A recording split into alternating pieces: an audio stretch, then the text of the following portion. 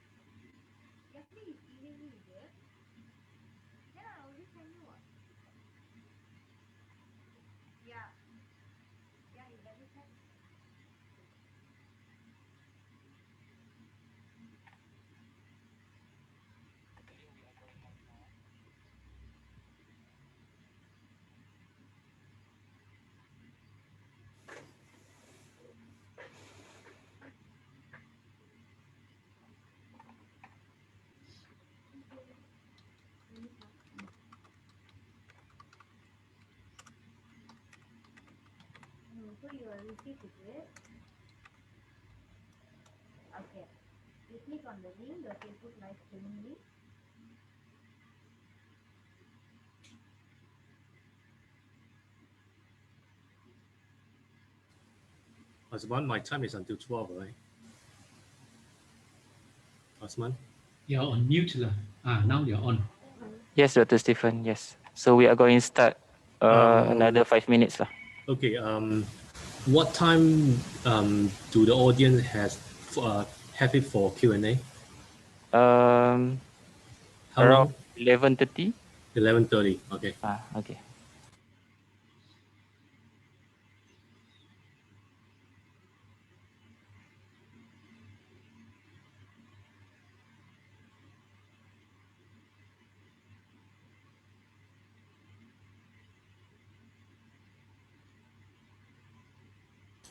My slot will come in at 10:30, right? Because I think Dr. Leo will take half an hour for that. Am I right? Oh, no, Stephen. Yeah. I won't take that long. I won't take long. I must give you the pleasure. You're the speaker.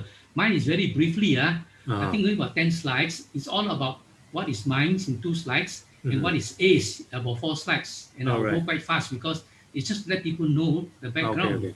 That's all. Just Stephen. I think Asman will prompt you the minute I finish. I will stop, and then because I can't predict exactly how long I will take, it depends on if I go first class speed, I'll be very fast. If I slow down slowly, I tend to speak too fast. That's my fault. Okay. Never mind. Never mind. You can take your own sweet time. It's fine. That's better. No problem. That's better. But it's my bad habit. People always say I get too excited, I think too fast, and I speak too fast. All right, never mind. You take your time. Don't worry. I'm okay with that. I'm okay with that. Today is your show. I'm only the introducer and the host. Okay. Okay. Thank you. Okay.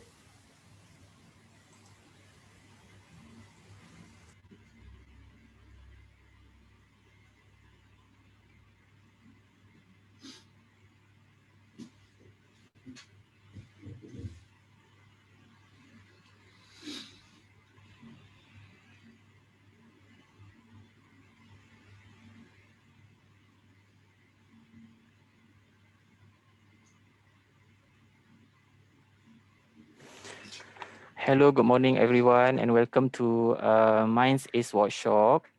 So now, Dr. Leo, maybe you can start your briefing about Minds and also Ace. Yeah, okay, thank you. Good morning. Welcome, ladies and gentlemen, all the participants. I'm very pleased to be invited by Minds to be the host for this workshop. And before I call Dr. Stephen Poon, who will be the speaker, may I indulge by explaining a little bit what is Minds and what is ACE all about, so that we have a background before we can participate fully in this workshop. Okay, so allow me first of all to explain what is Minds. You are all now on the Minds Facebook, and Minds stands for the Malaysian Invention and Design Society.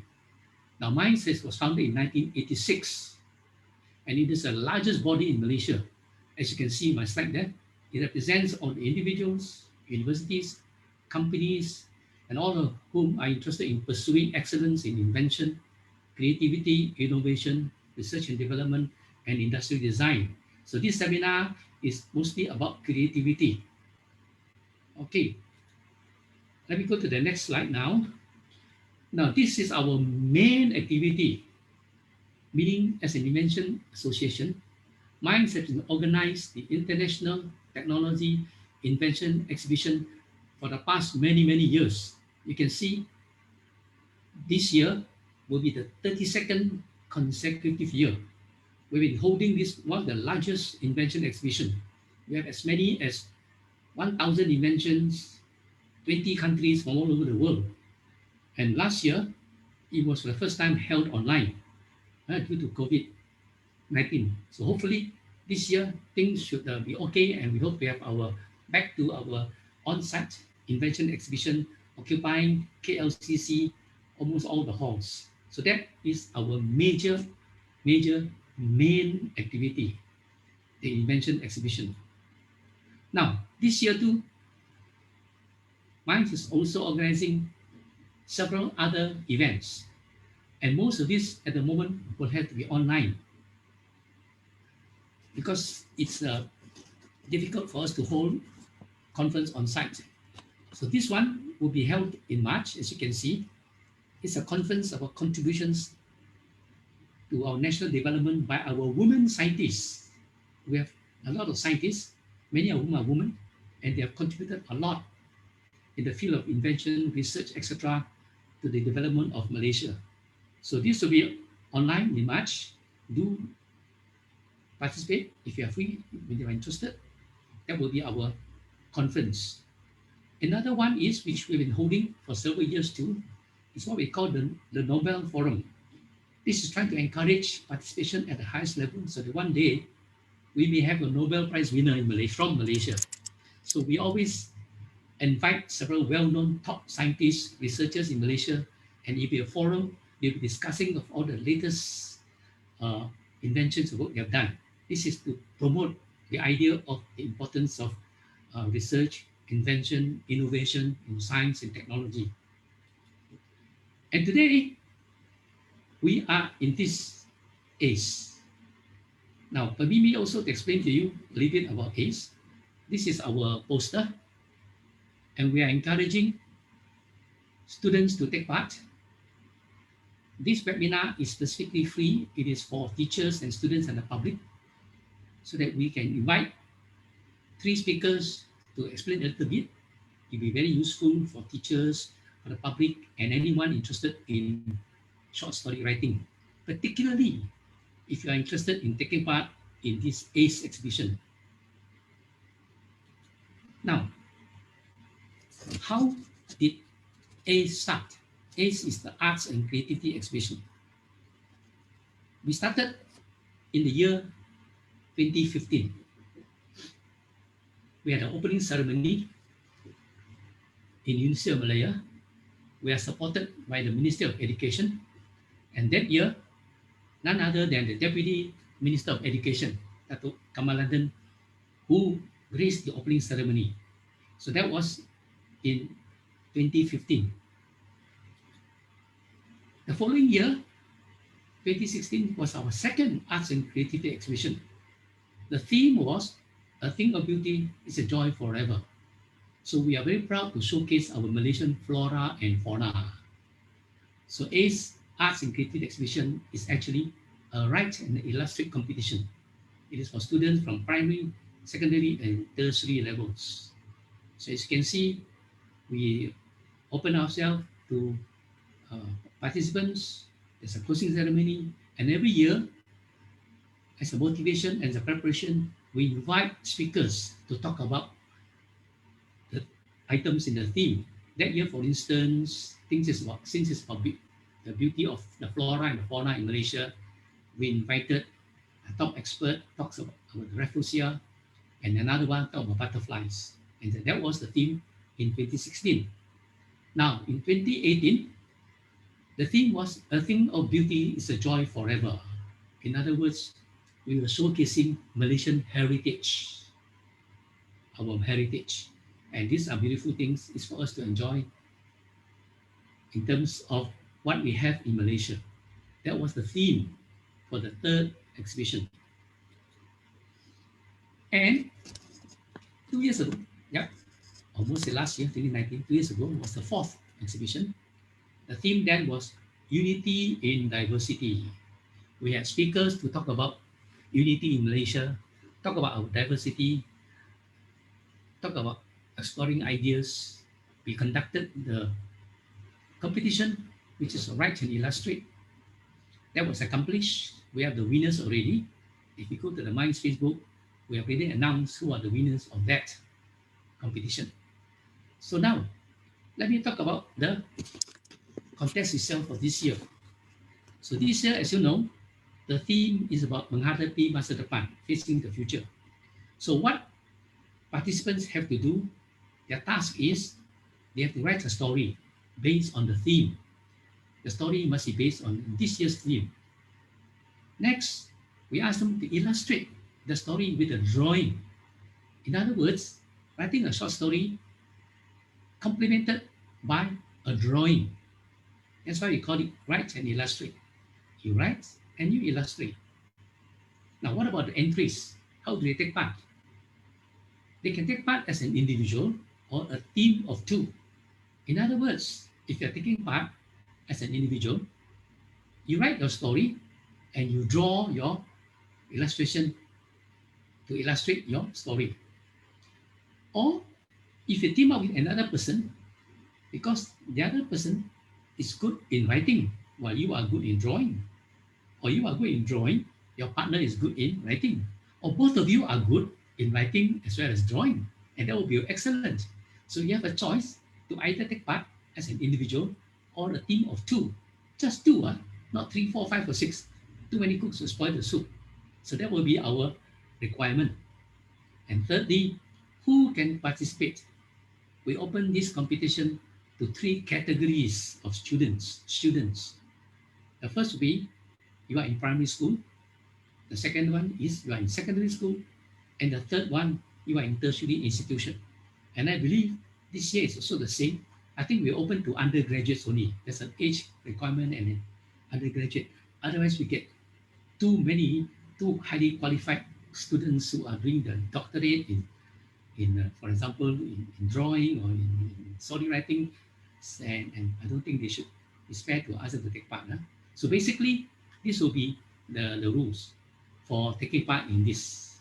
And remember, many teachers are interested. They encourage the students to take part. And most years, we have students from government schools, from private schools, from all over Malaysia, including Sabah and Sarawak. And I understand today, even now, we have about 200 participants following us now, and many are from across the South China Sea, from Sabah and Sarawak. So this competition is open to all schools in Malaysia, plus universities, and the students are at the what we call undergraduate level. So I think that's for all. And if there are any more questions, anything, you can always write into us or you can ask us afterwards. So meantime, I hope our first speaker, Dr. Stephen Poon, is ready to start his talk and his lecture, explaining what is already scheduled in our program. So allow me now to stop my share and invite Dr. Stephen Poon. Thank you. Okay, Dr. Leo, thank you so much. Before that, let me introduce Dr. Stephen Poon. Dr. Stephen Poon, currently, Dr. Stephen Poon is the head of Research Center, Integrated Sustainability and Urban Creativity Center at Asia Pacific University of Technology and Innovation. Dr. Stephen Poon is also a social design catalyst who has his own particular view of the world, worked and studied all over Europe, United Kingdom, Germany, Spain, the Netherlands, Belgium, and Czech Republic. His multicultural background is reflected in Stephen's versatile approach and continuous interest in design, innovation, and social change. In 2004, he returned to his homeland, moved into design education where he helped to cultivate new ambitious generation in design practice in his lectures. He is active in research published in scholarly journals, newsletters, magazines in contemporary critical and cultural issues, and debates on integrated sustainability and urban creativity, as well as across a wide range of fields. His research focuses on the field of design for social innovation, urban studies, and digital humanities. Without further ado, I would invite Dr. Stephen Poon for the presentation. Hi, thank you, Osman. Um, can my slide see? Yes, can, Doctor. Okay, thank you. Okay, hi, morning to you, everybody. I don't know how I have no idea how many people out there today, but thanks for being here. Right, right. Today is the first start for this whole ACE workshop. We begin with the visual narrative first. So then coming to the two workshop will be the how to write in the story in the two different languages. Today is more about looking at the context of creating a visual narrative or storytelling.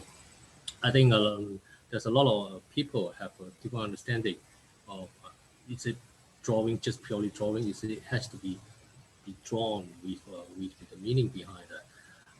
We are looking at the narrative image here. Therefore, the whole competition of this of this is between the relationship of the illustration, which is as per se drawing, sketching, or painting, however way you want to indicate that. Usually, illustration is more about it's an image, it's a visual with meaning behind it. So, and how and why visual storytelling is so important, especially nowadays. We are living in a very strong of that kind of so-called visual culture uh, of the surrounding. So, and we obviously there's a lot of story integral to the human culture. Um, if you realize that visual story is very powerful, especially nowadays, this COVID-19 pandemic is really seen a lot through visual. You can understand a lot, what happened to our surrounding. I think this is can be. It's nothing about something this is new. It's more about how do we appear ourselves aware of our surrounding. Um, Important here is we looking at the whole visual story is how powerful to convey the information. Definitely it's the ideas and also the cultural wisdom, because if you realize that uh, people come from a different culture, have a different visual perception when they see things, how the way they perceive images, they are totally different.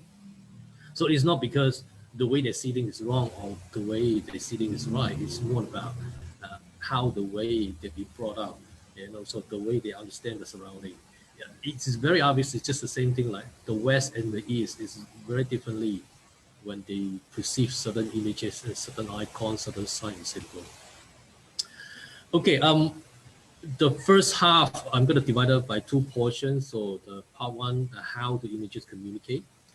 We need to understand that. Then you know the significance of why this competition is about, why we need to write what we draw, and then also try to make sure our drawing correlate with the writing. So, and the second part, I will look at the types of narrative image. There's many types. So then you will get to know that it's not just only for one certain type of the illustration can be produced, but can be a few option, few choices, which is it depends on the author, the writer, and also the people who draw the pictures. Can be a same person doing two things. It can be one separately. It's really up to the team, also so up to the school how they arrange that for this competition. Okay, let's look at the part one, how the image communicate. Image tell story and by using semiotic, sort of a visual grammar. So to make it uh, easy to understand, the terms of semiotic is about metaphor. So it's also rhetoric. It depends on how we put it in position. So we're looking in the context of the semiotic. I make it very layman to understand the word semiotic is a visual cues, signs combined into kind of image patterns, transmit message to the viewer. So these are how we understand the word semiotic. Of course, semiotic is a very big study. It's a kind of like philosophical thought, and also it's a big knowledge behind the whole context we call semiology. So but today it's very difficult to have these 2 hours to understand the whole context. So I make it very simple, just a few lines. I believe everybody has the slide. The slide has been uploaded to the drive. So you can keep the slide, then you can take a look at that. Right. So let's back then where this term come from. It's come from the scientist philosopher Charles Sanders Peirce, which is during the 19th century, and how he broken down the three very distinctive way. How do we understand this visual metaphor surrounding our daily routine? We have icon, symbol, and indexical. So if you understand that icon usually is a kind of like, we use it a lot. If you realize that iconic, we call this iconography. In our phone, all these apps actually is an icon. So that is a one symbol. How do we understand how when we look at like especially emoji? So there's a different representation expression, and you will get to understand what kind of size of the smiley face can be used. So those are the which is the ideas can be put in under iconography. Symbol, like for instance, you have like this is a good big stop.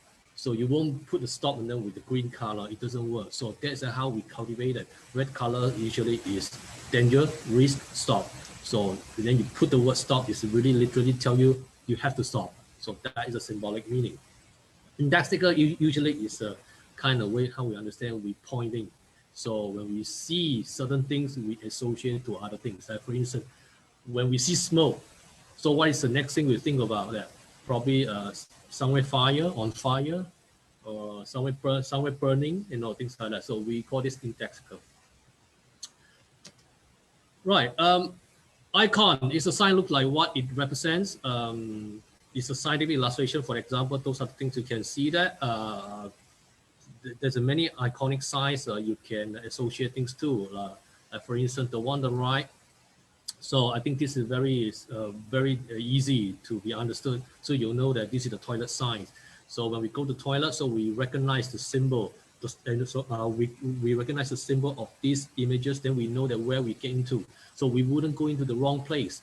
Okay, so then we cultivated, this is for male, then female, you know that which is some kind of skirt silhouette on it, then that one is representing a female. So that's what we call this icon.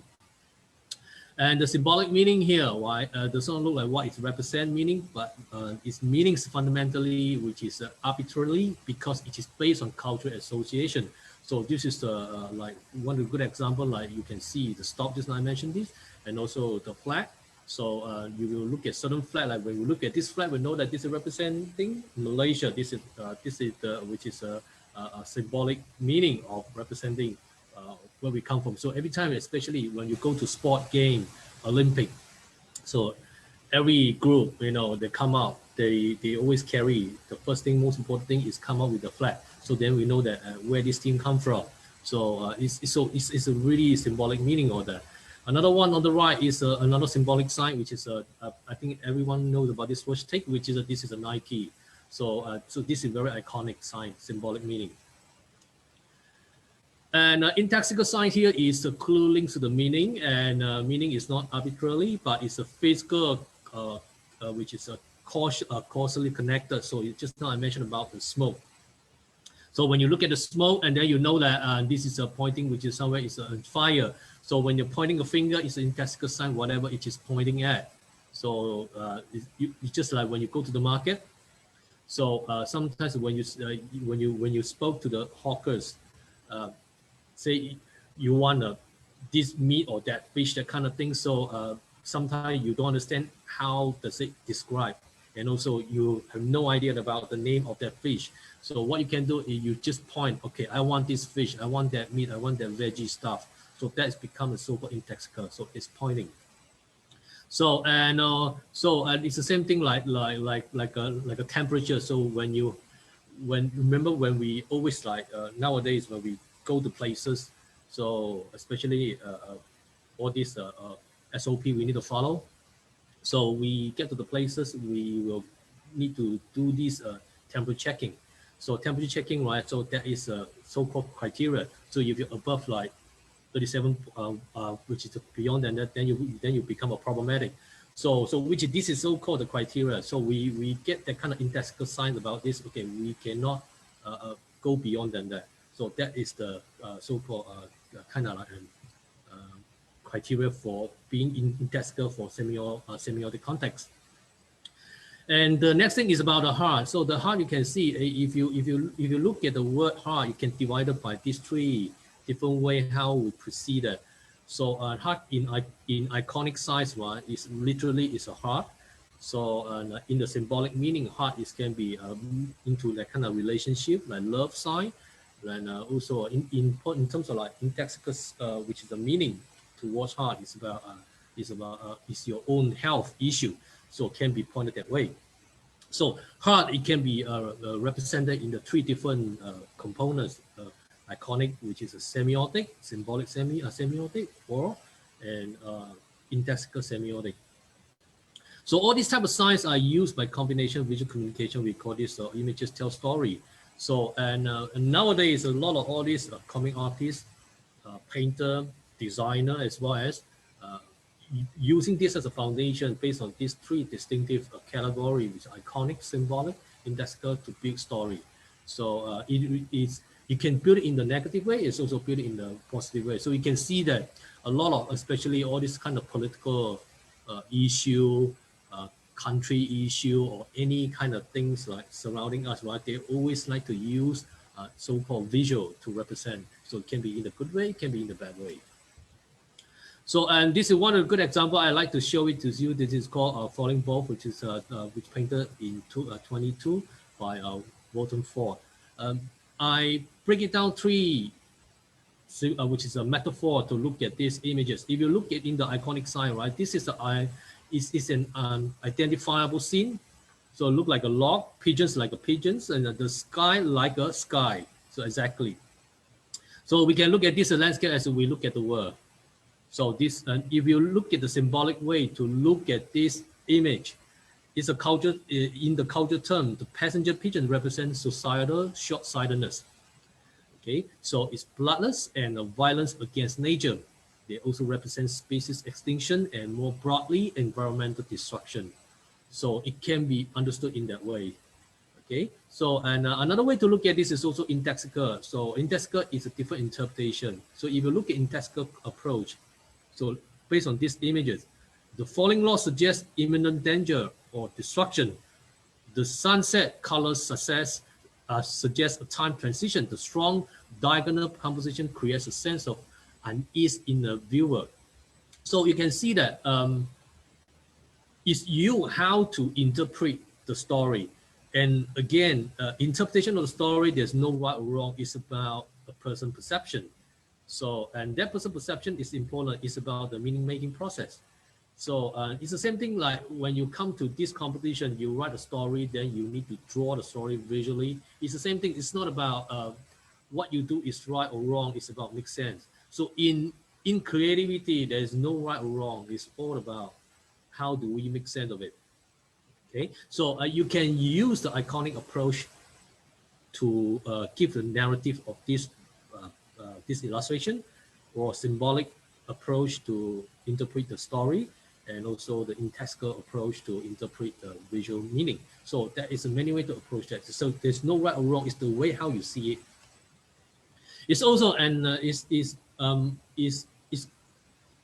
it's very nice to have a very variety, multiple approach of how people see things, because that is make the beauty of the world today. So I like how people looking at the story from the text form, after they translate it into the visual, is very different. A person can be in such a way, B person can be in that way, and the other person can be another way. So there is no by saying that this is wrong or this is right. Right. Types of narrative. The second part is the one I'm looking, which is a field of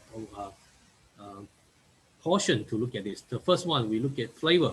So flavor is a subjective, editorialized depiction, a thing, person, or a place. The story is implied viewpoint. Another term, which is we call this flavor and image connotative meaning. So from connotative meaning, we also have denotative meaning. So different connotative meaning. So denotative meaning is a literal meaning of the image, while the connotative meaning is the implied meaning of the flavor. So we have this connotation, denotation. So of course, I'm not going to very deep for this connotation denotation because this is a very another type of semiotic study. So I just break it down in this, which is how do we communicate and how do we apply images through narratively. So at least everybody get to understand that how do we see image in the connotative meaning and also in the denotative meaning. So flavor can be thought of a meta-narrative that is present in all image in varying degrees. So that is divided a linear, panel, and aggregate. So I will show it to you in a bit. So this is one of the good advertisement here. It's illustrative, and I found it. I managed to find this. I find that it's very nice, and especially nowadays you don't see advertisement promote cigarette. Of course, we can't do this in this country, not anywhere else in the world today, because promote smoking is a health destruction. So nobody do that. But this image that has been which is for a long time. So I managed to find this, and now I find that this is very nice to share with everybody here. So look at this, the literally meaning, denotative meaning of this original ad, right? This guy is pretty much smooth character and he smoked Camel cigarette. So the implied connotative, which is flavor meaning of the original ad, our cigarette will make you rich, sexy, and powerful. So that is the connotative. But the literally denotative meaning of this ad, right? And this implied connotative flavor meaning is the with cigarette will not make you rich, sexy, or powerful, but they will kill you. So you can see the one on the right image. So it will end up in the hospital. The one on the left is different way. So it really depends how you interpret. So of course, you cannot lie to the public by using this kind of which is a connotative to input. This is a healthy product. So and then we know that because the whole world know that smoking will cause you a death. So therefore, this is not a good approach. But I'm making this comparison here is just to let everybody know that it's the way how do you want to tell the story. So this is one of the good example here. It's the way how you want the story to be told. It can be in such a way, it can be in that way.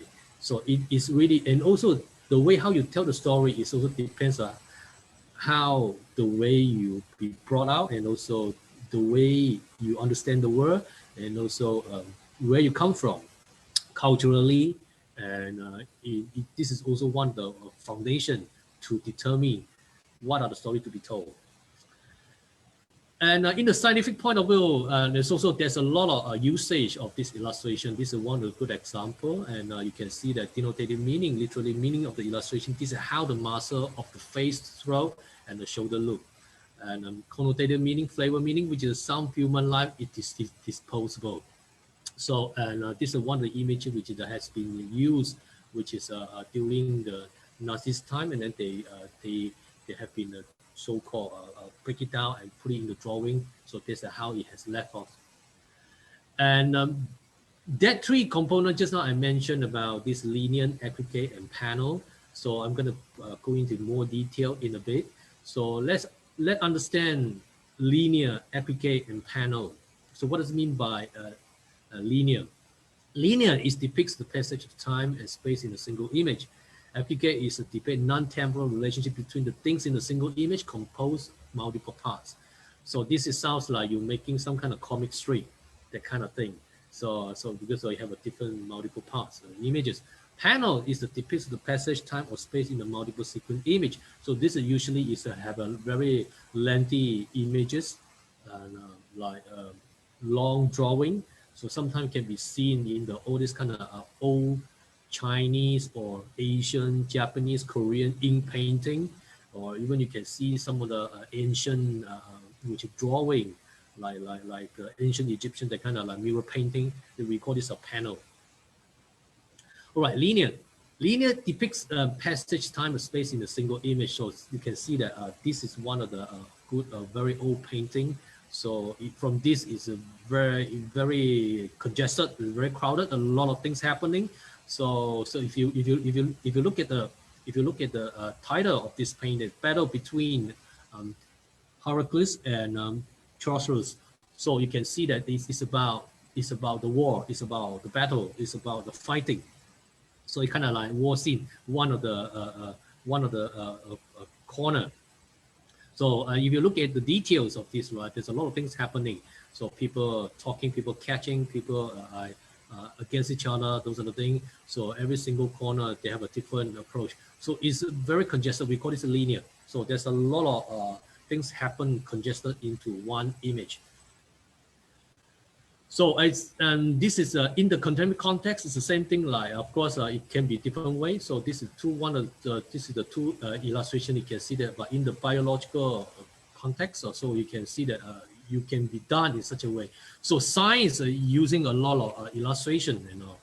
If you realize that is to deliver message which is easier.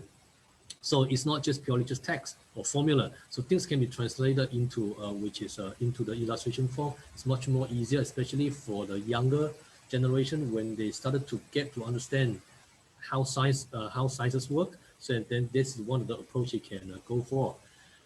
Okay, this image I like that a lot because it tells me so we should going forward. So if you realize that is if the direction towards to the right usually is we're going forward, so you never see the image, right, or the direction going to the left, because that's not going forward. So if you look at like FedEx Express or whatever site, you can look at the arrow is always pointing right. So right is always that we're going forward. So that is which is a symbolic meaning of the sign. So this can be an arrow. It can be replaced based on the arrow, or it can be a person, or can be even an animal, or any form of the things can be represented. You're going to the right, then you will show that you are going forward. Right. The second portion is aggregate depicts the relationship between things in a single image composed of multiple parts. So this is have a different approach. So which is you can come up with a story. Well, of course, based on this, you will continue to develop a big on. You will become a comic strip. So this is one of the very old way of how they using the aggregate approach to come up with this illustration. So that is the story. So that is the so-called, you can see there's a link. So if you look at the images, so it tells the story of this, they tell the story of that, and then how does it connect the whole story? So it started to build storytelling. So before we do that, it's important thing is we're looking at our surrounding. How do we perceive things, especially when we say we look at whole. We look at whole in a different form. So you can see people looking in the eyes, people have the whole, and in the different context, different form, different material, different situations, different scenario, different time. Those are the things. So it can be included. So it is up to you using what kind of images or representation can be object to be represented into that scenario during which that moment. Same thing of these images, and when you look at this one, it tells you a lot. Okay, this is for instance, this is the drought, this is desert, this is dry, this is the field, and this is the forest. So it has that kind of like so-called denotation in your mind. So you literally to understand that. Of course, based on that, you can understand literally what you connotate, and also you can denotate. Connotation, denotation depends up to you to look at this. Same thing like people look at this vaccine.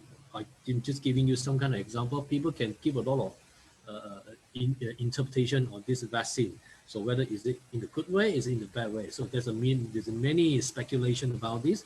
So many people approach this in the in the good way or in the bad way. It's up to them to interpret. Of course, authority must be give a so-called very accurate information. Then the public will. Up to us, it depends on how we understand, then we interpret it. So same thing that any images when it come towards you, right? And you have to make it as a kind of like that is the storytelling. So not just purely just image. So that's the whole point why we're doing this writing and illustration comes together. Expression, and there's a many way.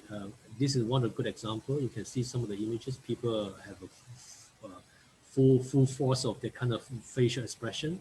Either it doesn't matter where you come from, and also it doesn't matter of how old you are.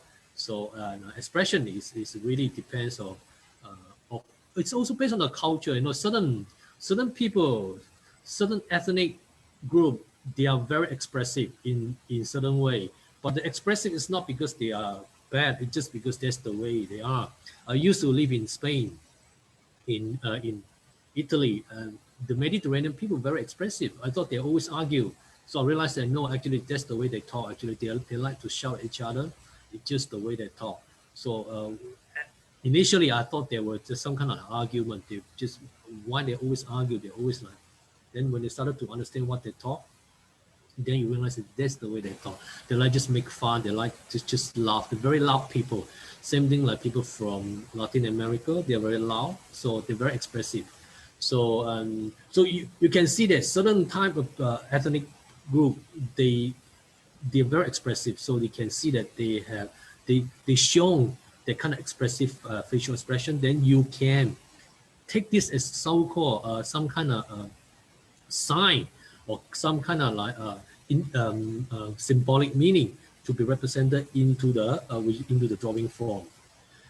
So this is one good example which is Kennedy's last chance to be president. This is one of the cover books here. So in every books they have this kind of so-called cover page. So the cover page usually they have a different visual prospect to make sure to get the attraction from the audience to buy the books.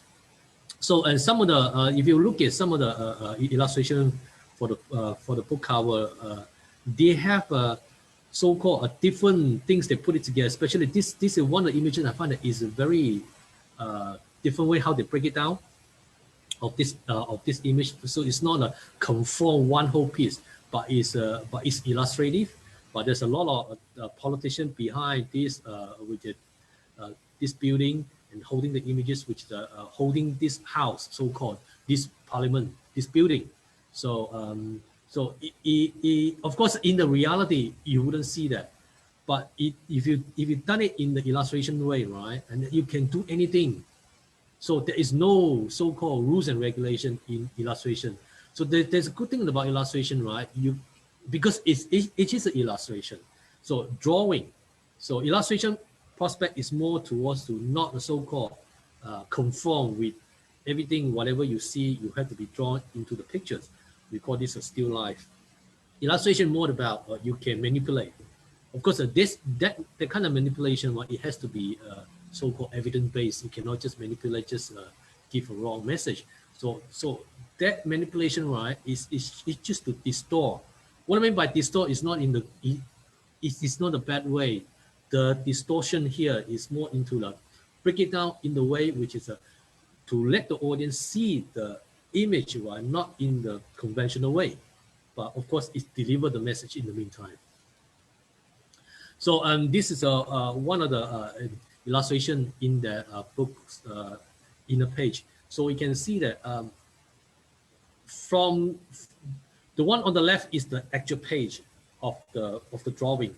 So you can see that if you look at the instant of this picture, you right away you see the one with the colors on the right, which is Kennedy standing far away with some kind of orange background at the back. So and then surrounding is all in the bluish color. So you can see that that's a focus point. So if you break it down, right, then you know that there's what Kennedy, which is standing in there. So of course in the illustration way, but of course in the reality, when you look at the books, when you look at the picture, there's no such a so-called. There's a lot of this kind of like paper pasting wall behind, which is Kennedy's standing in front of this poster. So it's just purely just an imagination behind that. So that is the good things about illustration. You can impose a lot of this so-called imagination into these images, but must be so-called with a good side, with the evidence base. So same thing of these images as well. And illustration can be done in such a way. So photography cannot, because once you snap a picture, then it can be that way. Of course, if you do so-called collage montage prospect, then you can do that. But if you purely just one snap of the photo, then you wouldn't get the effect. So there's only illustration you can go into that kind of approach. So the next one is a panel. Panel depicts the passage of the time and the space in multiple sequence images, which is I have just mentioned about that, which is a lengthy, long image. So usually this is can be seen way back, which is a few thousand years, from the ancient Egypt. So you can see that. And also for the Oriental painting, Asian, Chinese, Japanese, or even Korea in painting, you can see that this is a very, so we call this a panel image. So as a one big panel, long images, there's a lot of things happening. There's a lot of storytelling. So another type of the panel, which is a approach into the contemporary context nowadays. So people, you translate this panel, which is panel painting, panel images into comic strip. So in comics, you can see that. So it builds story. So this is one of the good example. You can see that. So you follow, if you like comics, then you know that this is under so-called panel image. So how panel images tell story? Closure, the frame as time, and transition, interdependent words and images. That's how the story started to build. So closure, you can see one of the good example here is the psychological leap that is essential to make panel images work. Closure occurs in the color, in the space between panels. So this is usually you can see that from the comics. And the frame as time, and you can see that from these images, is a unit of time. It can be a second, a minute, an hour, or eternity. So this dimension of the panel as important as the space between the panel, as well as the placement of the panel on the page. So this is another way to approach a panel image. Transition is important because it has to link. So this is the 6 major transition you can see between the frame. Each of has a different effect and the pacing of the story. So moment to moment, subject to subject, aspect to aspect, action to action, scene to scene, and also the non-sequence as well. So you can see that. So that is a lot of way how you approach the story. So when you come to this competition, in the past I have received so-called aggregate type of the image, and also I have received a linear type of the image as well. I even receive occasionally receive, which is a panel type, which is transition, that kind of like that kind of comic strip way of the image, which is for me as one of the so-called judges for this competition for the illustrations component. I find that it's very nice to see because some of the students, they are much more cohesive and much more expressive when you come to you use drawing as a transition base, so they can build the flow. Then that's very nice. Then it tells the story much more cohesive. So which is fine. I'm okay with that. And it's of course is really depends on how students express through visually. So there's no right or wrong by saying that you can't do this, you can't do that. It's how you make sense of it.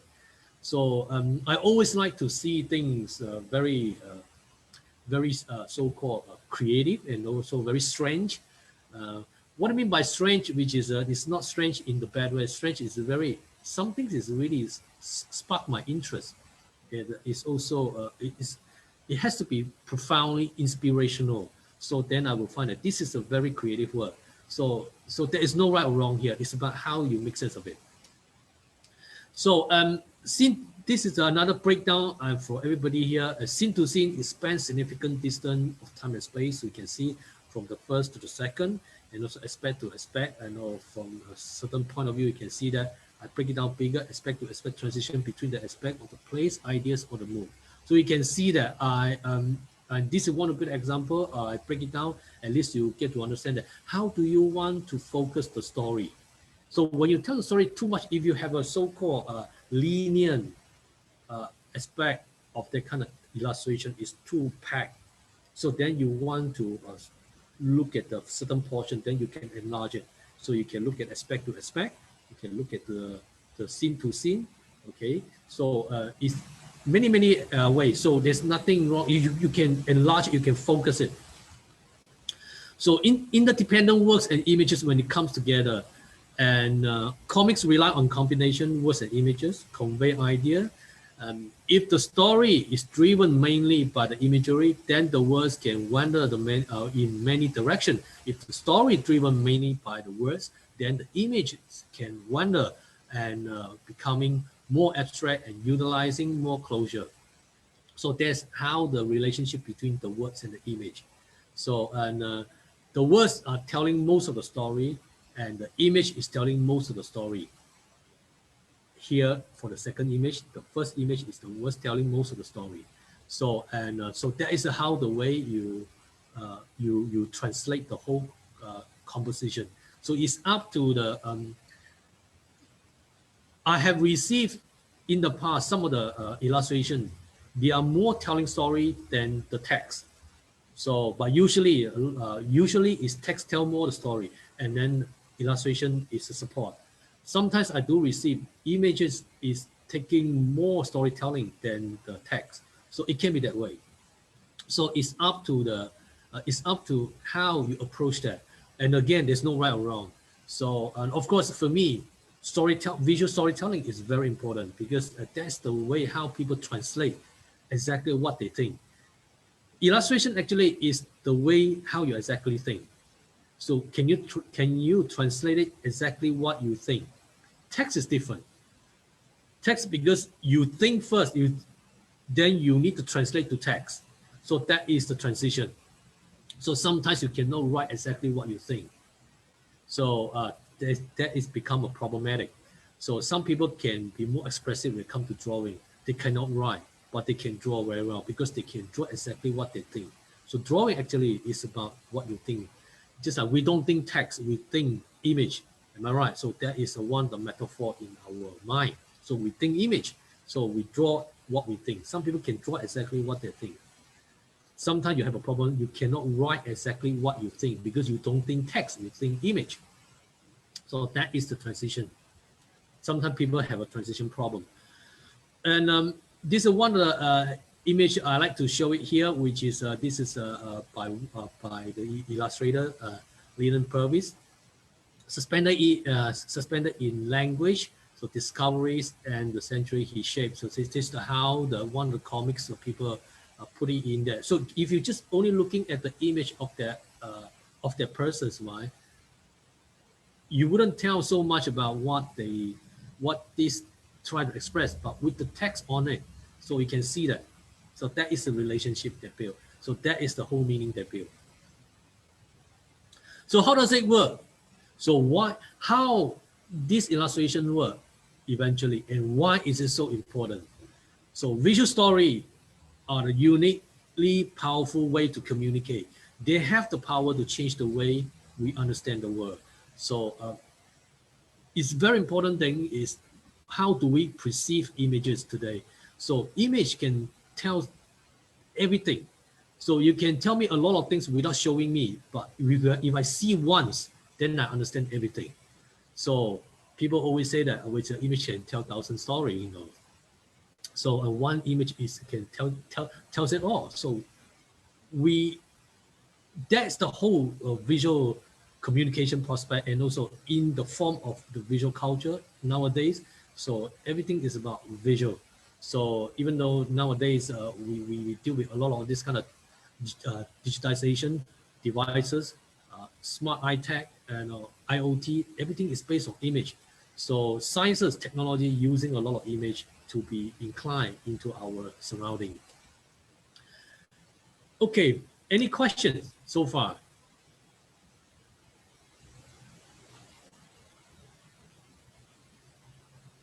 Uh, Hello, Dr. Stephen. I Yep. think no question from the audience yet.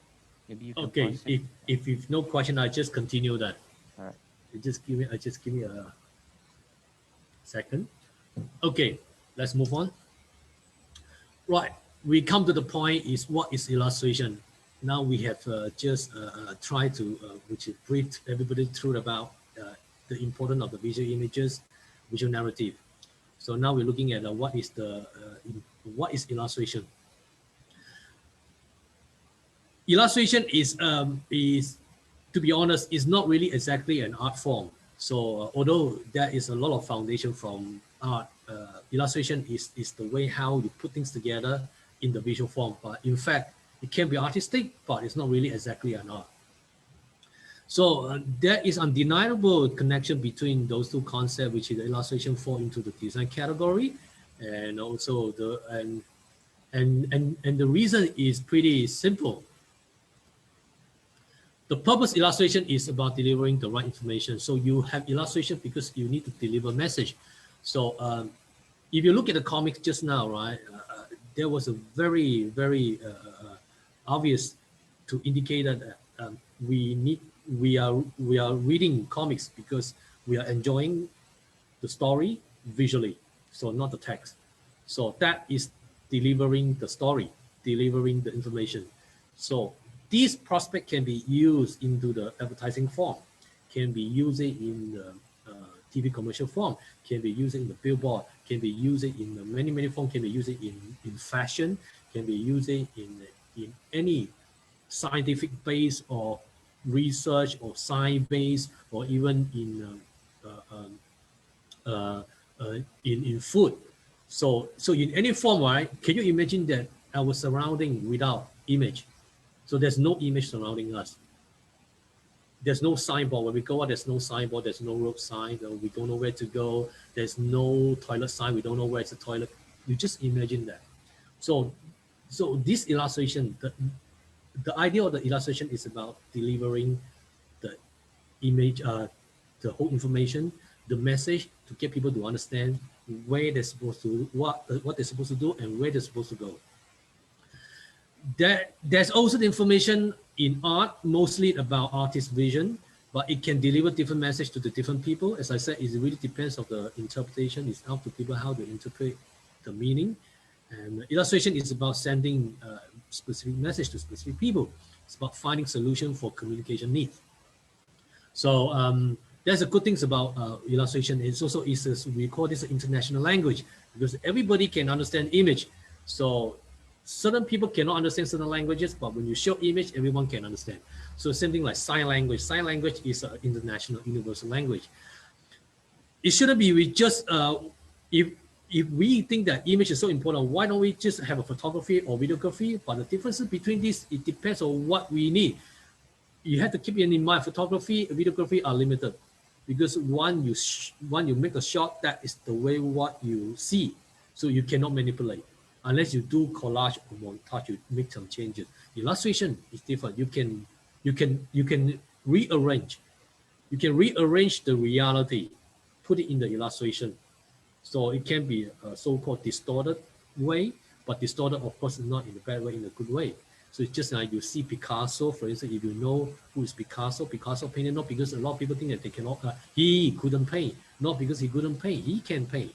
He has a different way to perceive the surrounding.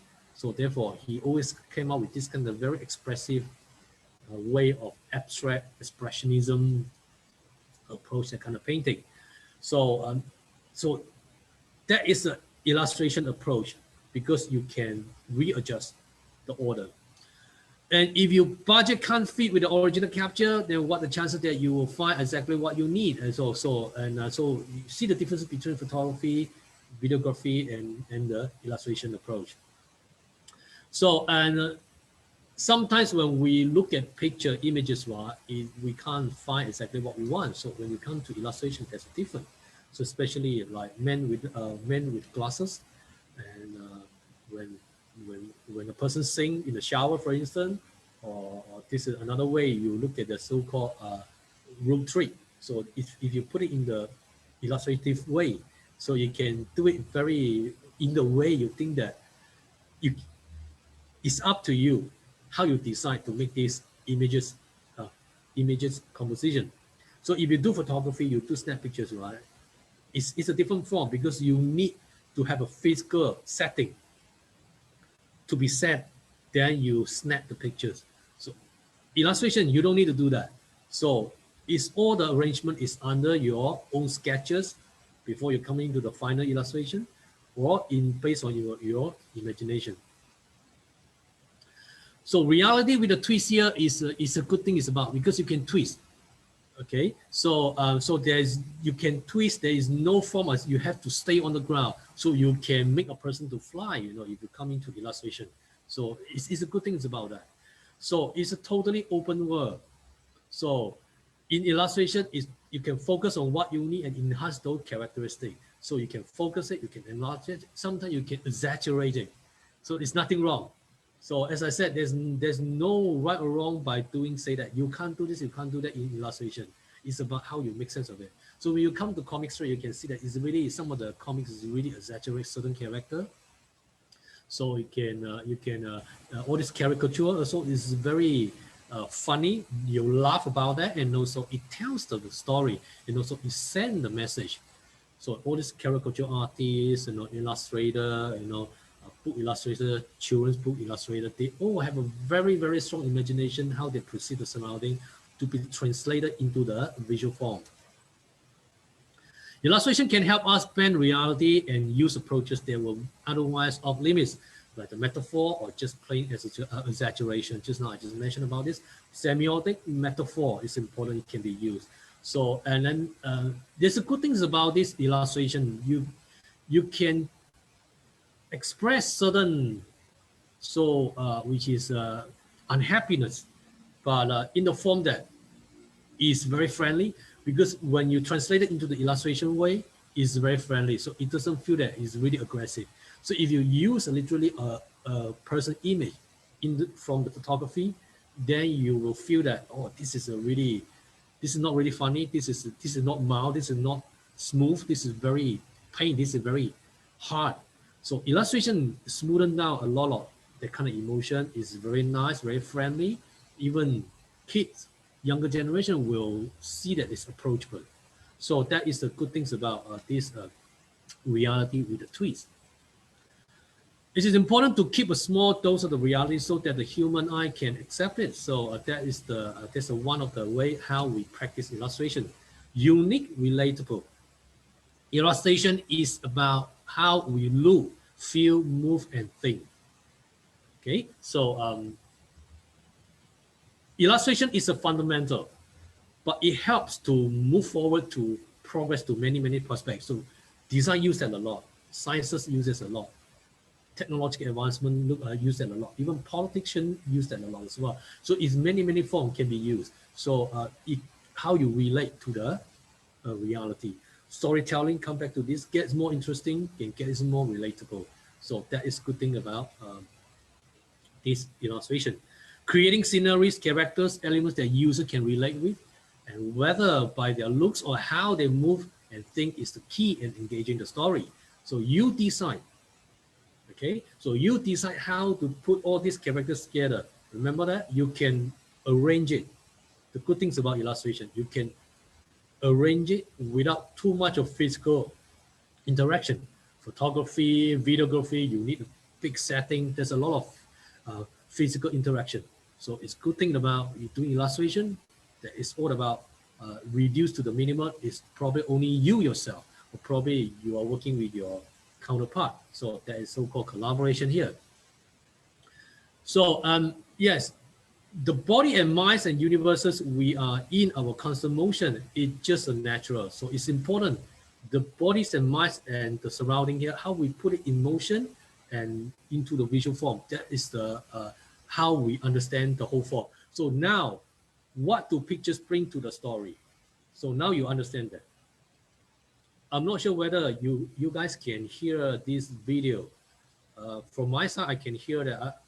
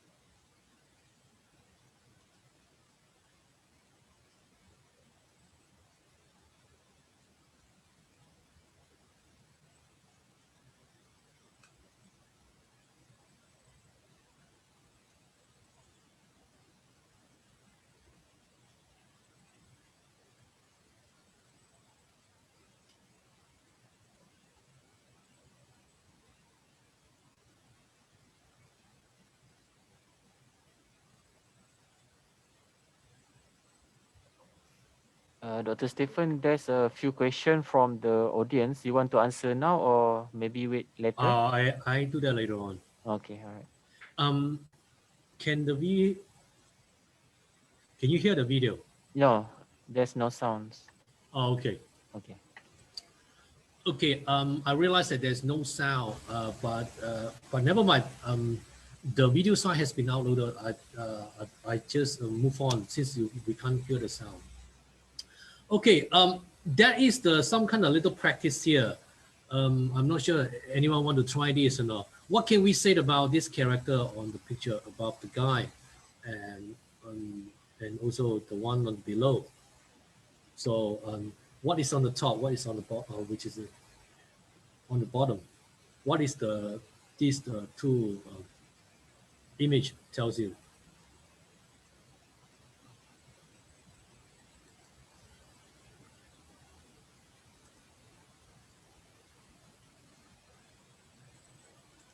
So if you look at the top and the bottom, you just simply just like, okay, that is just some kind of like size of a Facebook.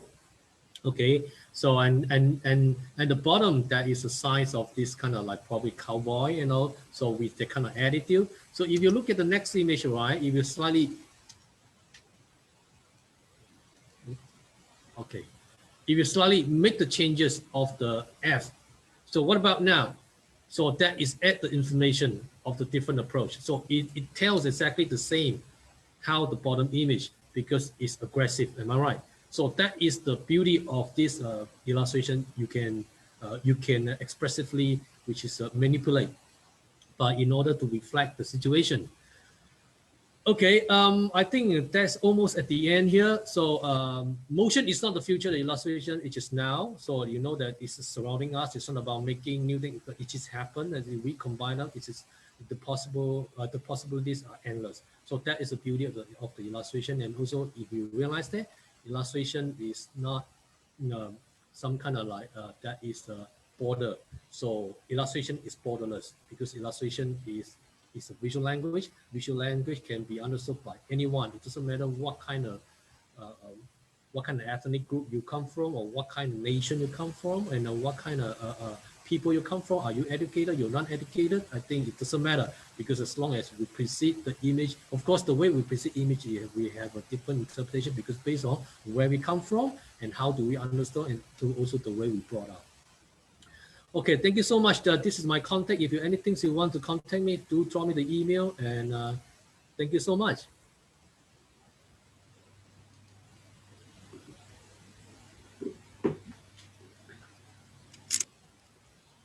Okay. Thank you, Dr. Stephen Poon. Thank you. Okay, that you don't go offline. There are a few questions you will be able to help to answer. In the meantime, there are a couple of them that I shall try to answer. Okay, what is the question? Yes, Shaz Rizwan, I will answer Shaz Rizwan's question. The other question that Stephen Asman has posted on chat for you to read. Okay, go down to chat. Okay, Shaz Rizwan, I hope you are listening now. Your question is, you ask whether you can do only one of the two tasks. The answer is no. This is a write and illustrate competition. It is not a write or illustrate. It is a write and illustrate. That means you have to write and illustrate. There are two components. The only catch here is it's either individual or a team of two. Therefore, if you are entering alone, such as one, or anybody else that is listening who intend to take part, if you are entering as an individual, you have to write the story and you have to illustrate your story. The word is and. If you only write and no illustration, or if you only illustrate and no writing, you shall be disqualified. Stephen is a judge all these years, and I'm sure Stephen will agree with me afterwards. You submit only your story. You submit only your illustration. Stephen will disqualify you. That is for sure. I'm sure. I think I'm quite sure, because Stephen and I have been with this ace from the beginning. So just to Just to clarify again, the entry must have both story, writing and story. It must be based on the theme for this year. And I think I'd like to also to add, in addition, just in case you didn't get clearly from Stephen, this is a creativity and writing competition. The word is creative. Creative means original. So you mustn't try to copy, cut and paste from here and there. Take all the beautiful illustrations that Stephen just showed just now and submit. Again, you'll be disqualified. You can draw, you can do from your own mind, you can modify, but do not cut and paste other people's work. It is intellectual property. This is about creativity. Creativity means originality. Not necessarily 100%, you might be able to imitate a little bit, change here and there. So I think, Shastrizan, I hope you are there. I hope I've answered your question, whether you can do only one of the two tasks. No, must do both. All right, I think I shall pass over to Stephen because there are a few questions about technical things like what color, how big, and I think Stephen is the best. He's been judging all these years. Over to you, Stephen, to answer. Okay. Thank you, Dr. Leo. Welcome. Okay, I just follow through the questions earlier on. Right, there is a question by Nur Sabrina. Is the drawing supposed to be a comic like what I said? Okay, I'm not sure. What do you understand? Is it the comic? I wouldn't mind to accept comics, but the comic must be a so-called. That is the criteria for if you want to set a comics. It's not a comic books. I'm not asking you. We have a so-called the size. There is a certain size will be given. This has to go through the committee later on, and we will discuss with about pertaining to that. But you are not making a comic books. So when you mention about comics, right? You can have a so-called 4 comic strips. Probably okay. There's just imagine that you have this A2 size. Okay, A2 size you can have about 6 or 8 comic strip. So then that is fine. So it's not about making a comic books. So I don't want you to understand that way you're making a comic books.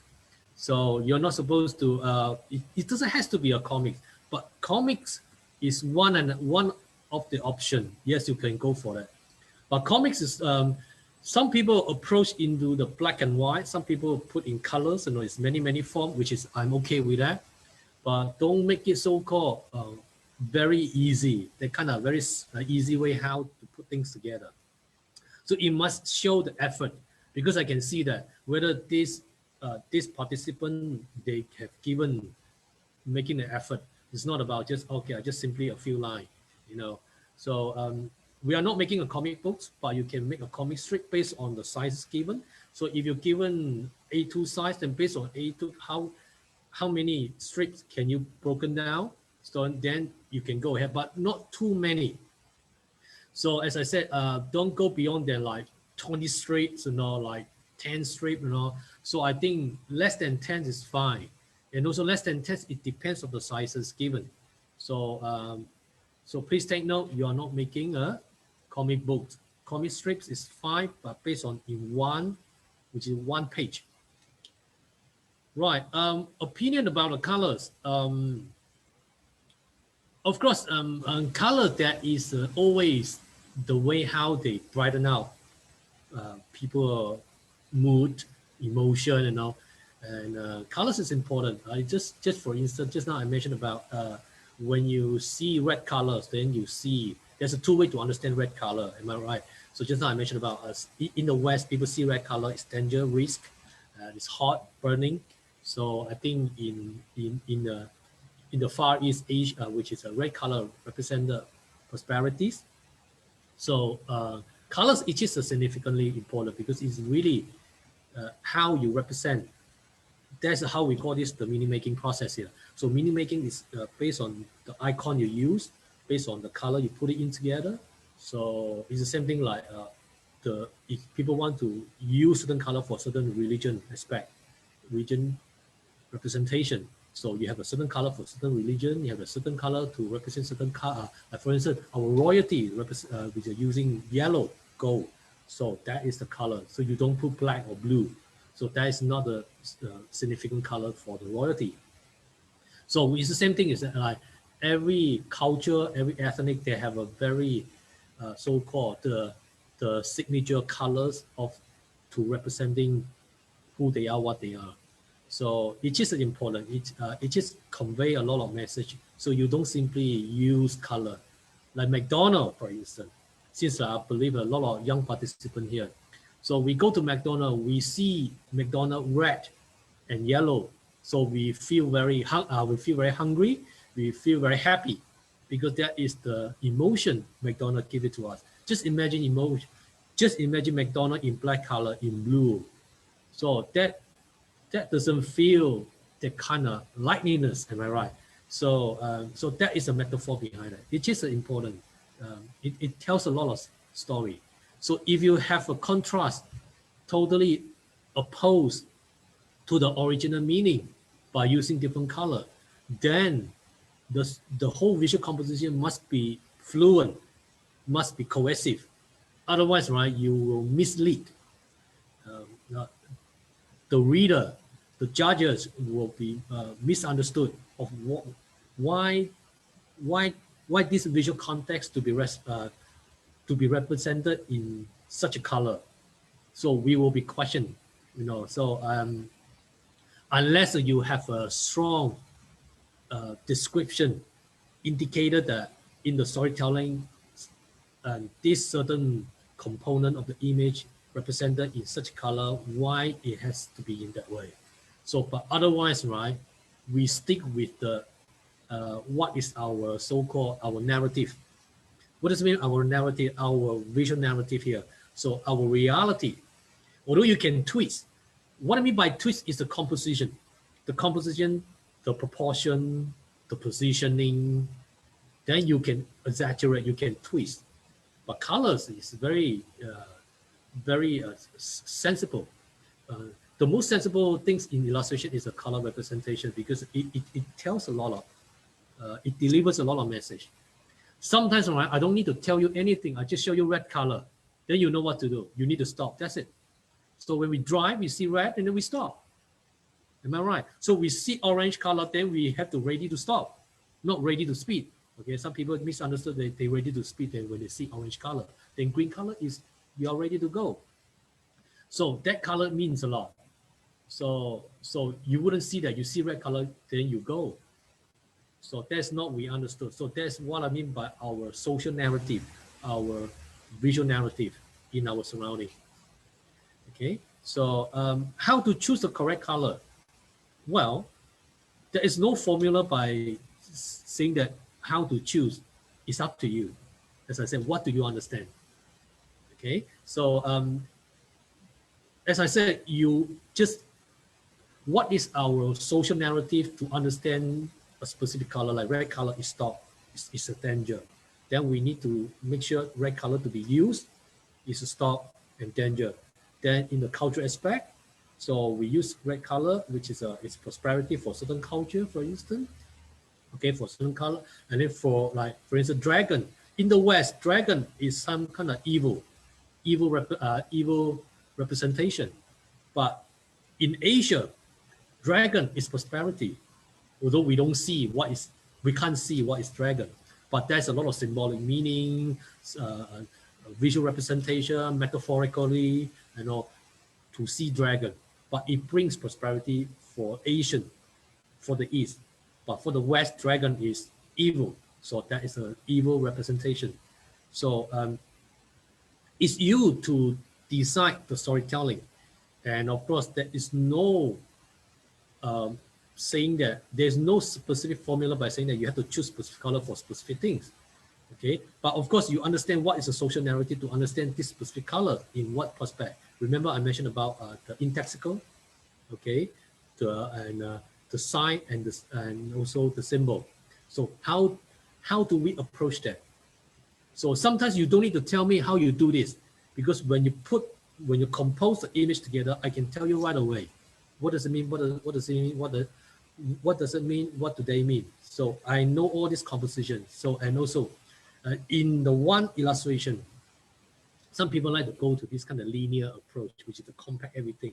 Then that's okay, because it actually is challenging your technique, which is fine. I'm okay with that. I love students, right, participants to challenge their drawing technique. So they go to this compact, thing, which is making me very busy, So I like to analyze, break it down, why this thing has to be drawn in such a way.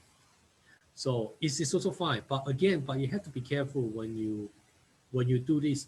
You must have reason to to be linear, to be compact together. So, and no matter how compact, you can put it together in one image, right? In one drawing. You must have a rest place. What does it mean by rest place? So you can be a certain place that's very crowded, then you must have a corner, right? It's very easy, very plain. So you cannot have like the whole picture is very compact. That is very confused. So it's not very friendly. So you must have a certain corner. It's a rest place. We call this a rest place. Rest place, which is it's a plain place. So you can see that just now I show you some of the illustrations, some of the drawing, some of the compact drawing is very focused, very linear, very packed. Then you can see the surrounding. There's a rest place. We call this a rest place. So then it's much more. It's very nice when you see that. We call this a visual balancing. So which is when you focus on one corner, then after a few seconds, you move it to another corner, then you see the rest. This is a so-called psychological approach, because this is visual psychological, which is a sentiment. So this is undescribable in text. In fact, it's about how you feel. So therefore, when I look at image, right, I have to make sure is I can take a lot of complexity, visual complexity is fine. It's just like you must have a corner, is a rest place, no matter how. So nobody create image, right, is totally fulfill all the space. So, and no one want to do that as well, because in the end you give if you make the whole space fulfill all the which is packed in images, everything is to be filled out. If you give, right, which is this is unstoppable. So if people think that this is unstoppable, right, then what is the next? So, and then it creates a lot of confusion. So if you have rest place, right, so it tells that, okay, somewhere we need to stop. So we know that that's where we stop now. So that is the so-called emotion if you give it to people who are looking at the image. So color-wise, there is no specific color, there's no specific formula, but is based on the so-called what is the social narrative, how do we perceive colors in the way, and also it's up to you to decide that. Then you have to tell the story. I think I just respond to the previous question is about the use of the color in illustration. Yes, convey meaning. I think I respond to that.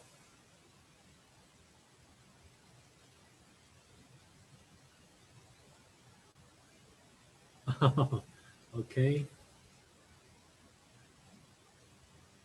Okay, I think repeat competition criteria, I think I leave it to Dr. Leo. Okay, if you want my contact, I think the slide, my slide just now, I show my contact, but again, I have uploaded my slide to the drive. I believe Asman has uploaded the slide as well. I think if all the participants has the link, I think you can download the slide. Yes. Okay, so if you want to contact me, please do so, and I'm happy to answer all the questions. Okay, just to give everybody a little hint here. don't feel that that is a restriction of doing what you plan to do. And I open for all concept. As I just mentioned this, the good things about illustration is like you can exaggerate, uh, uh, you can manipulate, but manipulate, watch out the word, manipulate, which is in the good way. So which is evidence-based. You don't manipulate, you bring in false information. Then it become, which is you deliver the wrong message. So we try not to do that. So this is the so-called another term we call this a visual ethic. So visual ethic is also important. This is something I did not talk about this because unless you are my student or not, unless you are so-called art and design student, then I will talk about visual ethic. Visual ethic is also another way of how do we um, using visual representation to deliver message. So we need to go through a lot of ethical consideration. It's just same thing like how we do research. And so it's same thing like it doesn't matter what you do. Are you in the text form? Are you in the visual form, drawing form? Same thing. We have this ethical consideration. Uh, I just give you some kind of very quick example here about the advertising we seen. Advertising can be a animated form, can be a human form, can be many form. So that is so-called visual composition, visual narrative, what we see. So it tells a story within a few seconds, within a few minutes, to tell the story of the product, what is the message to be delivered to the masses. So that is important. So you never repeat because we have a limited of the time frame given, for instance, like about 60 seconds for an advertisement. That what do we need to deliver? So no matter what you deliver, right, every single second, every single move of the images changes, the scene change, right, is very significant. So this significantly is based on what are the visual ethics to be delivered. So we cannot deliver false information. So when we deliver false information, right, that has become our ethic become a issue. So we are not being cultivated properly in terms of our integrity. So that's visual ethics. Of course, there's many form of. This is a big topic. In fact, visual ethics is a very big topic. I can talk about visual ethics for another 2 hours, but this is another topic. But just to let everybody know that that is an ethical consideration when you anything you compose, put in the visual form. So you can manipulate, as I said, but you can exploit the images, right? But into the good way. So this has to come down to your uh, how do we how how are we to be brought out actually is important. And but I have to thanks to my parents because the way how I be brought up. So there's a lot of ethical consideration no matter what we do. And even though I am a designer or no longer designer now because I'm teaching, so I'm more researcher now. So no matter what we do here, right, what I do, I always take into consideration of in terms of research, in terms of composition of visual images, design form, or many, or even design and innovation or those other things. So we must have that kind of prospect in our mind. So yeah, let me see. Okay, there is a questions about software. I'm not specific about this actually. Of course, you can use Illustrator, you can use Photoshop. People use digital drawing. That's okay with that. Um, People, if they are not inclined with software, digital drawing, they want to use so-called the traditional format. I'm okay with that because in the end, right, you all the drawing right to be sent in the digital form. So you either scan it or whatever way. So I can even so-called accept, which is montage, which is you can draw first and then you put it into the illustration Photoshop and then you make some so-called which is input with the digital drawing form. I'm okay with that as well. Okay, but again, but try not to use too much like photography images, like because this is not illustration. Okay, so we talk about illustration. It has to be so-called the drawn to be drawn based on traditional way or even the digital way. I'm okay with that. Okay, so yeah, software, there's many software, as I said. Traditionally, people use, you can even use InDesign to draw, but InDesign is more for design publication. So there's a different formulas of the software.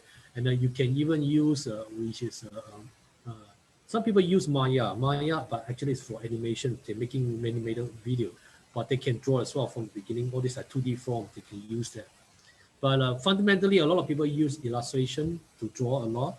And Photoshop, you can use it, but mainly people use illustration a lot. So, which is Adobe Illustration. Adobe Illustrator, sorry. Adobe Illustrator.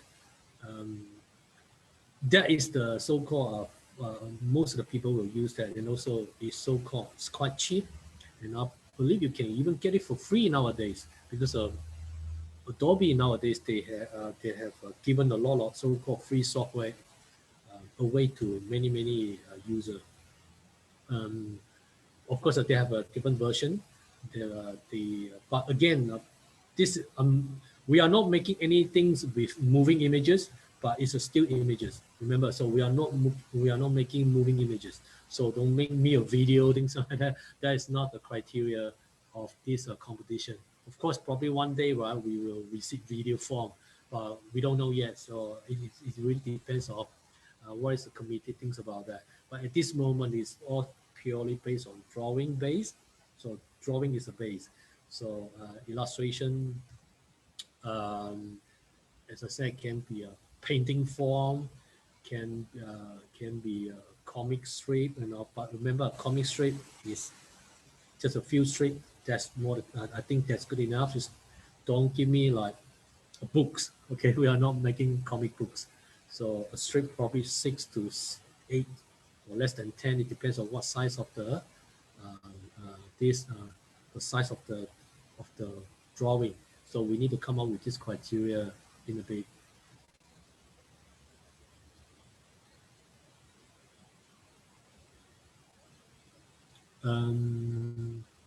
Special needs in Malaysia, please arrange the same competition for them. I don't know what do you mean, the same competition for them. So, Dr. Leo, I read the question. I think, yes, thank you. There you are, from the expert's mouth. Stephen has elaborated on many things, and there are a couple of more questions which I think both of us together can help answer. Okay. Let me go through some of them. The first, well, Makela Rogers. Yes, I shall be happy to answer your question. You give excellent suggestions. Number one, Makela suggests, why don't we open to the elderly? Why don't we also open to, let's say, those with some, the OPU, kurang upaya. All right, now at the moment, we are focusing on primary school, secondary school, and university. Of course, there will be many suggestions, even when I give seminar with Melta in Kuching. That question was asking us to open to a bigger crowd. You see, even though we've been running for the last few years, we are still quite young. We are not a competition running for many years. We have plans, definitely. So, yes, excellent suggestion. Let's open to a wider group. Let's be more inclusive rather than exclusive. Creativity, we all believe, is only not for the young, okay? A lot of older people, a lot of people who have other needs are also very creative. So not to worry too much. We hear you loud and clear. We shall take care of everyone if we can. It's just like iText, iText is open to everyone. Invention. Everyone can invent. We have companies, we have scientists, we have professors, we have school children even inventing. So same thing with this creative competition. Therefore, we are definitely taking your suggestion in mind. And I'm sure with Stephen hearing it, my staff is hearing it, I am hearing it. So we have to sit down and plan, especially now in this period of pandemic. So thank you very much, Makena Rogers, for all your excellent suggestions. And I also like now, if Steve want to add anything maybe afterwards, I'd like to answer a few more questions from Sharizwan. Sharizwan has asked many things. Now, the competition is still on. Please go to the Minds Facebook. Sharizan thought she missed our live podcast earlier. Can we repeat the competition? Oh, We have it every year. So this year, the competition is not closed. I think if you check the Minds Facebook, I think we are closing sometime in March. So it's not too late. It's just that this particular webinar, as a promotion, we are opening to the public to make people aware. We are inviting the public, we are inviting teachers, we are inviting students so that you will tell the good word to everybody. Hey, Minds is organizing this art and creativity, You don't have to not only write, you have to illustrate. And also, just to add to what Stephen is saying, it's a creative competition, so don't be too tied down by the rules, even though there are some quite strict rules. Otherwise, it's so open, we just don't know what to do, how to judge. So in terms of all these apps and other, if you go into Minds, you will see that in the past there are many entries. Some are very basic. They use just simple watercolor, oil painting, anything. You can draw. Of course, you can use a camera to shoot it. It doesn't mean that in this age of technology, you must use technology. All the apps and everything. Because the elderly, the primary school children, the primary school children, they are not so advanced in it. So there are at the primary level some of the simplest that they convey a message. It doesn't have to be very sophisticated, full of technology, full of gizmos. As long as you convey the message clearly, the judges are happy, you will get a prize. I dare not tell what are the prizes, but definitely very good. And many schools have won it. They are very proud about it. They feature them. So that I think have answered some of the questions. I'm sure Dr. Stephen Poon will have to elaborate on some of these, but essentially these are the very important questions, and we still have time. I think we have 15 more minutes, and I'm sure Stephen will be very happy to answer any more technical details or judging or this and that. Okay, Stephen, over to you. Any more thing to add? Okay, thank you, Dr. Leo. I think that's certain things that have just highlighted. I just elaborate a little bit more, especially the rules and regulation in this illustration component. Of course, some of the participants will think that do have a so-called software to support, right? They will be make it much more, cohesive, which is nicely to be done. Of course, this is always at the extra points. But if my approach is more looking into the context a lot. So when I look at a piece of drawing and a piece of illustration, is more about the visual context. Remember, I just mentioned about this context a lot. So what is the metaphor? What are the metaphorical message to be delivered? So what is the visual context? What is the symbolic meaning? What are the icons you are using actually? What is the intaxical approach you want to deliver the message? So those are the things that put it together. So the visual context is important. So I remember the first cohort, I think probably 3 years back, the first cohort of this competition. One of the illustrations I still remember because there's always stay in my mind. Not because it's a fantastic drawing. It's just some kind of like, not really. Some people think that some of the judges think that this is unfinished drawing because it's really unfinished. It looks really unfinished. But when I look at this one, I don't think it's unfinished. I think it's meant to be that way. So some kind of like a lot of, it's a kind of pencil sketches, but not just a really so-called sketches. It's really drawing, but it's using pencil. So it's kind of black and white. So a little bit of charcoal behind that, So that is a form of so-called, there's a one corner totally very compact of all this drawing, very detailed. Then somewhere on the right side, there's all blank. So when you submit that, right, I think it tells a lot of things for the norms by saying that this is unfinished. I thought initially, this is unfinished. When I tried to read the whole visual composition, then I realized that this is not unfinished. This is, I think that meant to be that way. So it's just like, how do we see ourselves?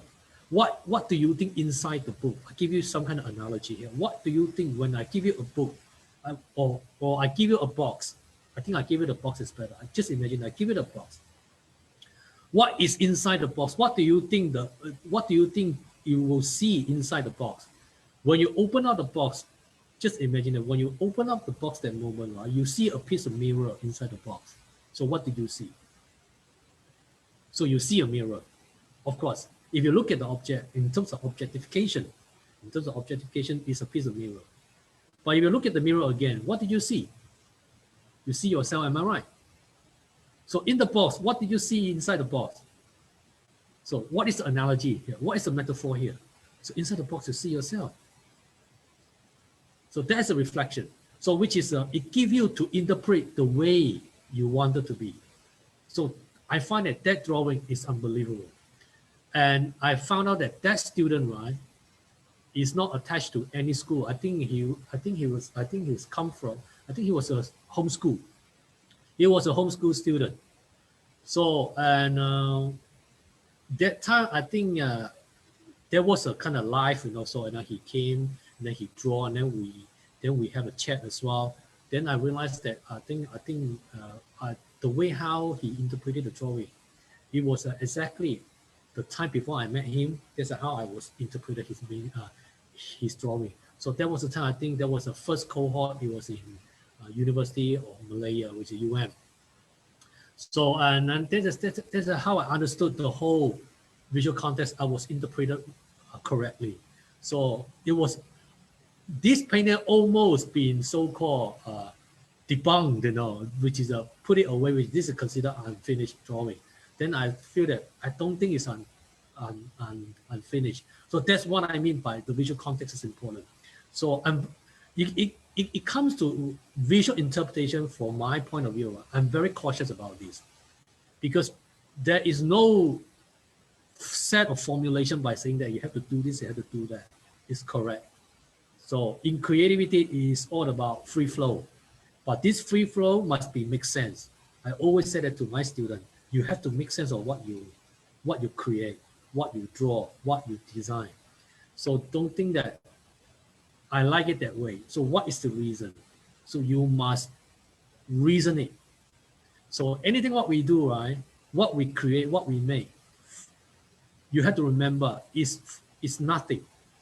We come to the world is nothing. So whatever we see here surrounding here, right, has to be made by us, any one of us, people before us, people after us. So we have to remember that. So all the existing objects surrounding us is made. So when we make, right, it's come from nothing. So when we make, it has so-called people set rule because of the masses. So otherwise, right, there will be miscontrol. So if you want to under control, then we set rule. But it comes to creativity, right? That is so-called, we understand how the rule works. We master the rule. Then we work the other way around. So which is, we bring the free flow of the creativity into this rule. So that's how we understand that, okay, we still have rule because of the so-called under control. Otherwise, right, everyone will lose control. So they will be out of order. So can you imagine the society out of order? So it cannot be that way. So we had to be so-called in order. Then from there, right, it comes to individually, all the creativity, right? There is no so-called, you have to oblige with all the rules, but you can understand how the rule works, but you go beyond than the rule after you master the rule. So that's what I mean by, there's no right or wrong. This is what I mean by there's no right or wrong in creativity. It's how the way we make sense. So it's about our ethic now. So it's just like, I would design something, right, is to help the world. I will draw something to deliver the message into the good way. So your so-called, your own ethic, your visual ethic has to be correct. Then when you deliver, it brings in context. So that context is not flat. That context is meaning. So this is what we call this a meaningful, meaning-making process. So visual meaning-making process is important because that is how you deliver to the masses, especially when the people, they don't understand language. They don't understand this language, they don't understand their language. I can travel to Kazakhstan. I don't speak Kazakh, but I travel to Kazakhstan, but I show image, I show visual, I show the things what I do. Then people understand.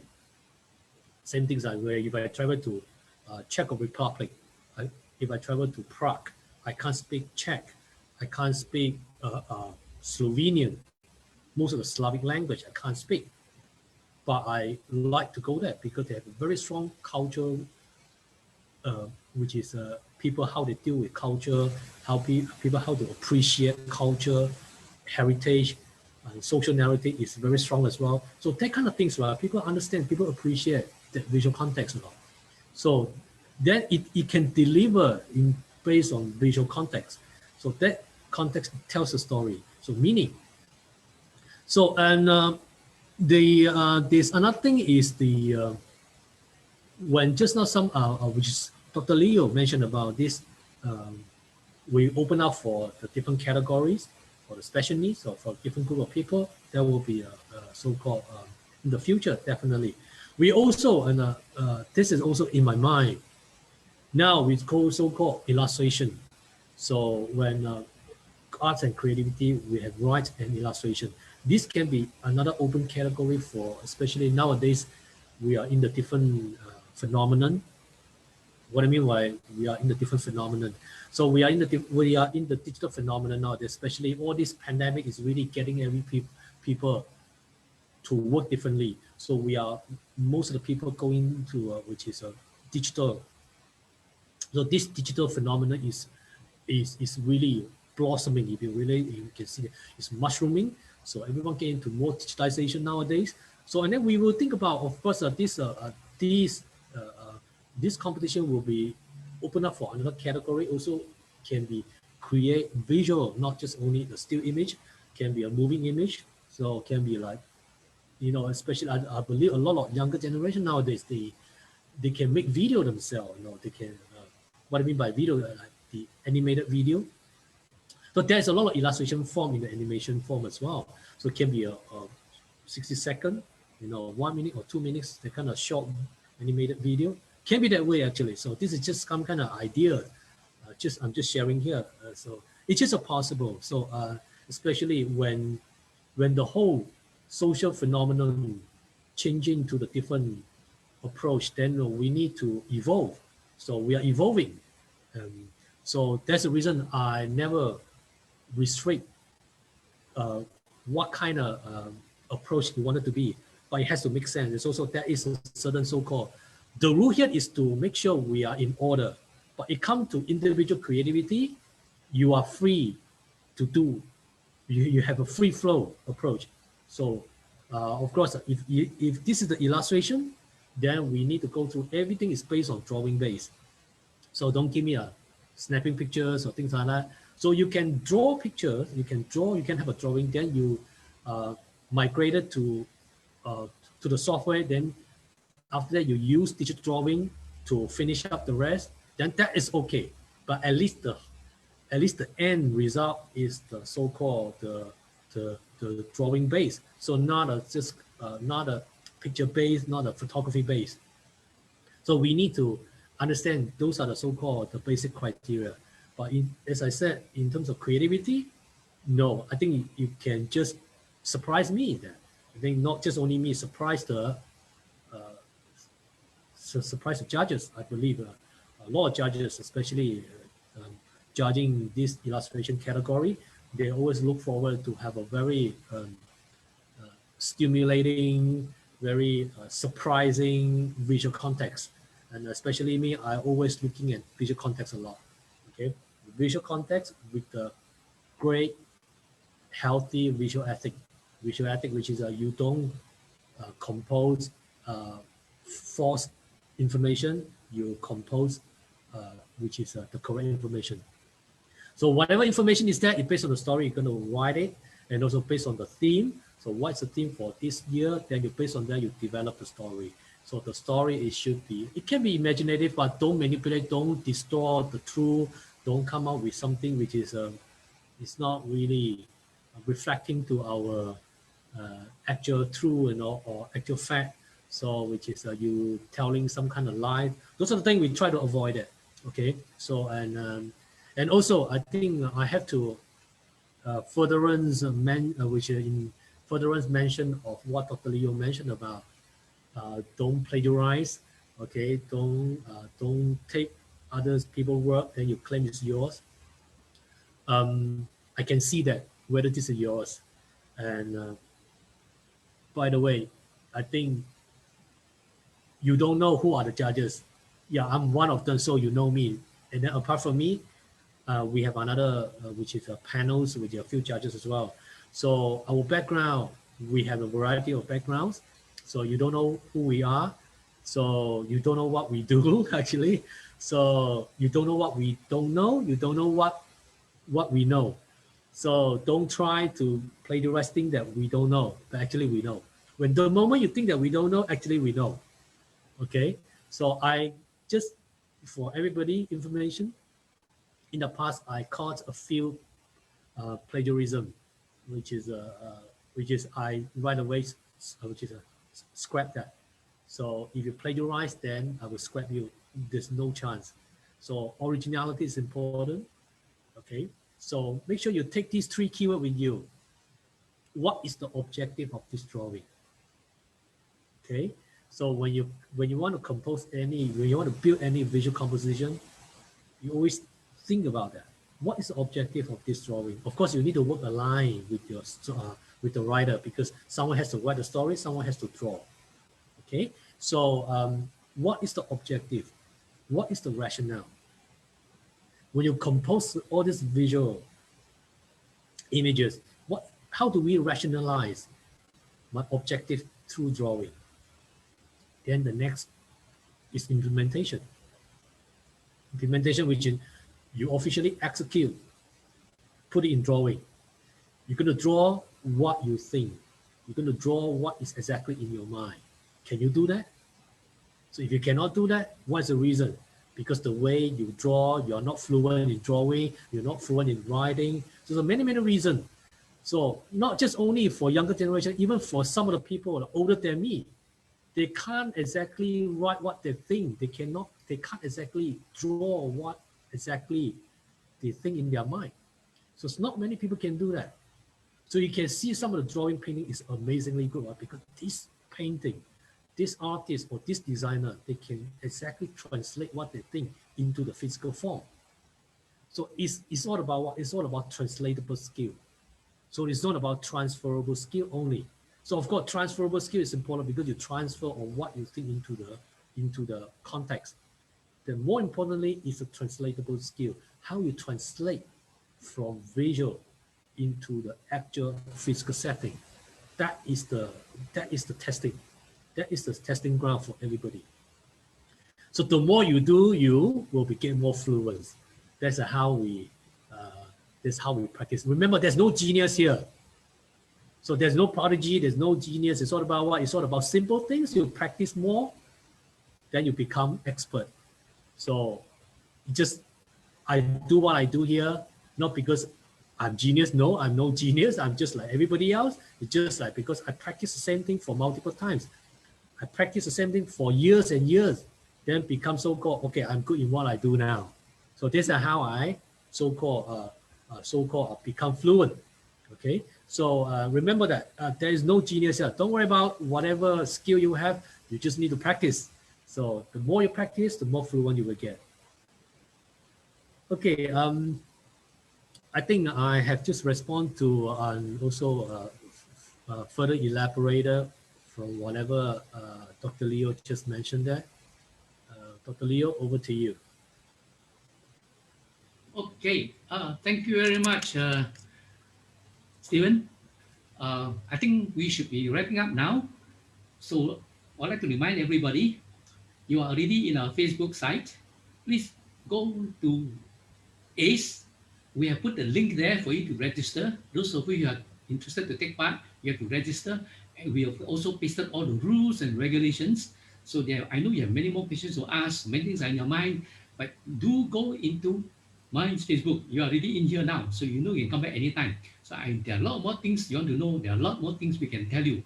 In fact, I just want to finish with one more interesting question from what's the name here? He asked whether it must be science fiction related. Now that's very interesting. The theme for this year is facing a new world. Facing a new world. So science fiction is fiction, but then there's a little bit of truth in the science. So the answer is no. It does not have to be science fiction related. I'm a SF fan. I read science fiction, but this is a competition. We are seriously facing a new world in Malaysia now. So I would not encourage you to submit yours based mostly on science fiction. Related remotely maybe because you see a rocket going to space. This is the future, but it doesn't mean your entry you must write a story about the future 10, 20 years from now, 100 years from now. No, no, no. We are facing a new world, meaning in the next few years, because at the moment our world is in topsy-turvy. So anyway, as a closing remark, please, thank you for attending. Please go into our Facebook to get more details. And don't forget, we have another session this afternoon at 2 p.m. Once Tarina will talk about menulisan cerpen. You see, we even encourage you to write in Malay and draw in whatever language. So we'll see you again at 2 p.m. We are always online. The Facebook is always there. So do contact us. And I'd like to thank the Minds for inviting me to host. And of course, Dr. Stephen Poon, that was an excellent presentation. You've been with us for AIDS from the beginning. You'll always be around, I'm sure. And I think I would like to just close by saying thank you, everyone. We hope to see you again. We have another session, in fact, on Friday. So please, as a final word, please visit us in Facebook anytime, 24/7. We are always there. All right. Thank you very much. I think with that, I'd like to end this session. Once again, thank you to all. Bye bye.